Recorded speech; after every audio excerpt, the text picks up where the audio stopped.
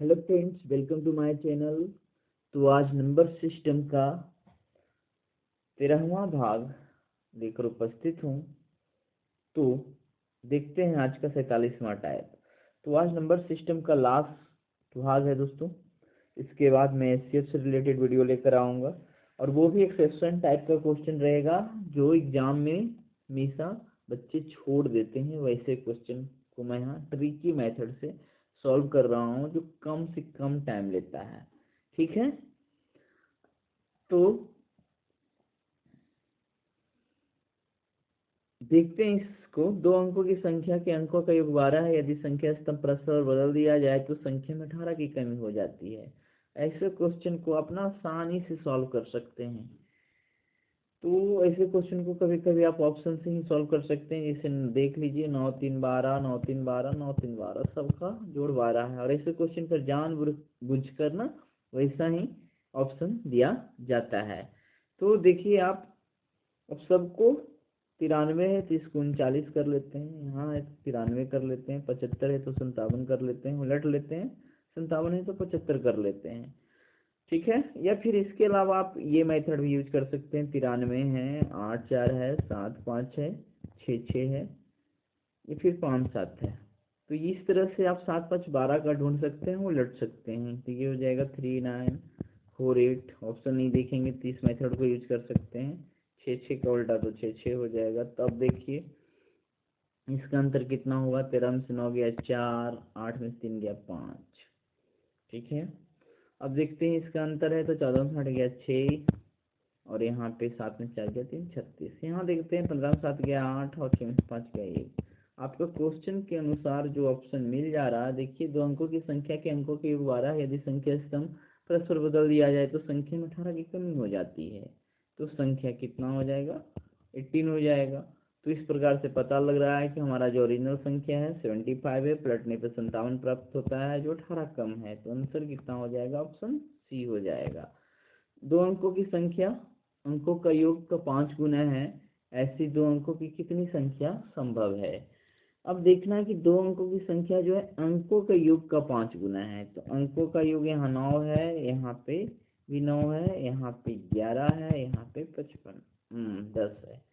इसी में ऑप्शन और भी कंफ्यूज करने के लिए यहाँ भी 63 दे दिया जाए या फिर 36 दे दिया जाए, तो सब जगह 9 है। लेकिन हमको ढूंढना है कि अंकों का योग का 5 गुना है। तो 5 करने पे क्या ये आता है, 45 आता है। तो 45 है कहाँ पे, यहाँ पे। तो ऑप्शन बी हो जाएगा। नेक्स्ट देखते हैं, वह सबसे छोटी संख्या कौन सी जिसे 13 से गुना करने पर परिणाम के फल 4 के प्रयोग से प्राप्त होता है। पहले का दो क्वेश्चन तो इजी था दोस्तों, लेकिन इस क्वेश्चन में आपको थ्योरी पता होना चाहिए, तभी आप एग्जाम में बना सकते हैं, वरना ये छूटेगा। परिणाम के फल 4 के प्रयोग से बने हो, यानी कि उसमें 4 4 4 4 4 4 4 हो। ठीक है, 13 से गुना करने पर उसमें 4 4 4 आ जाए। तो इस तरह से आपको देखने में सब में लास्ट में 8 है, 13 से गुना करेंगे 8 3 24, लास्ट में 4 दिख रहा है, लेकिन क्या पता सब में 4 आएगा कि नहीं आएगा। तो आप इसको सॉल्व करने के लिए थ्योरी ये जानिए कि कोई भी संख्या 13 से डिवाइड 100% होगा, उसके लिए एक रूल है 13 या 7 से डिवाइड होने का।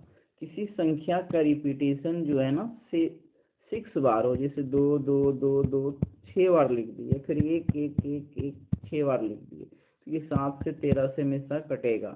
फिर 3 3 3 3 3 3 6 बार लिख दिए, तो उसी प्रकार से 4 4 4 4 4 6 बार लिख दिए, तब ये जो है 13 से कटेगा। तो कह रहा है कि परिणाम के फल 4 के प्रयोग से बना हो, तो इसको हम 13 से यदि भाग देते हैं तो जाकर आपका ऑप्शन जो है ना ये वाला आएगा 34188। तो बहुत छोटी से छोटी संख्या कौन सी जिसे 13 से गुना करने पर परिणाम जो है 4 4 से बनेगा। तो यहाँ से हम भाग देंगे, इससे जो संख्या आएगा गुना करेंगे तो फिर हमको 4 से बना हुआ संख्या प्राप्त हो जाएगा।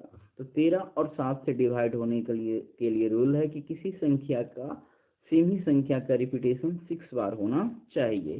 तो ये थ्योरी पता होगा तभी जाकर आपको ये क्वेश्चन आप इस क्वेश्चन को सॉल्व कर सकते हैं, वरना नहीं सॉल्व होगा। चलिए नेक्स्ट देखते हैं संख्याओं 2272 तथा 1875 को एक 3 अंकों की संख्या n से भाग देने पर बराबर शेषफल प्राप्त होते हैं। n अंकों का योग कितना है? तो ये क्वेश्चन भी हमेशा पूछा जाता रहता है। जहां तक हमें देखने को मिल रहा है कि ज्यादातर बच्चे इसे क्वेश्चन को छोड़ देते हैं।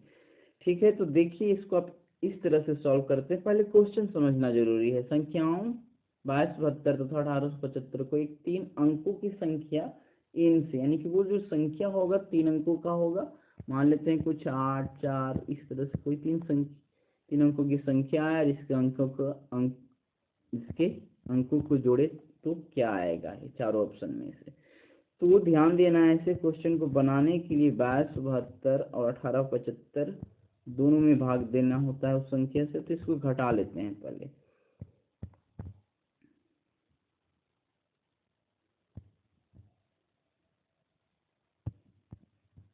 ये आ गया 1397।